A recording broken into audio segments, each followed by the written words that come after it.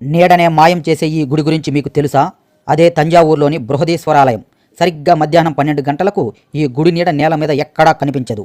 దేశంలోనే అతిపెద్ద ఏకశిలా శివలింగం ఉన్న ఈ ఆలయంలోనే ఎన్నో అద్భుతాలకు ప్రతీక.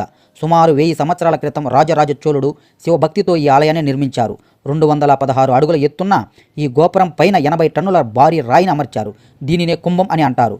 ఆ కాలంలో ఇంత బరువు అంత పైకి ఎలా తీసుకెళ్లారో మీకు తెలుసా? కేవలం ఆ కుంభం కోసమే 6 కిలోమీటర్ల పొడవైన ర్యాంపును నిర్మించి వేలాది ఏనుగుల సహాయంతో దాని శిఖరం పైకి చేర్చారు. మరో వింత ఏమిటంటే ఈ ఆలయానికి భూమి లోపల పునాది లేదు, కేవలం ఇసుక మీద కట్టారు. ఆలయ నిర్మాణానికి 1,30,000 టన్నుల గ్రానైట్ను వాడారు. కానీ 60 కిలోమీటర్ల దూరం వరకు ఎక్కడ క్వారీలే లేవు. కొన్ని వేల ఏనుగులు ఆ గ్రానైట్ను ఆలయం కోసం మోసుకు వచ్చాయి. 6 పెద్ద భూకంపాలు, సునామీ వచ్చినా ఆలయం కొంత కూడా చెక్కు చెదరలేదు. పరిశోధకులకు అంతు చిక్కని రహస్యం ఏమిటంటే పునాది లేకుండా ఇంత పెద్ద ఆలయం ఎలా సాధ్యం? మధ్యాహ్నం నీడం ఎందుకు కనిపించదు?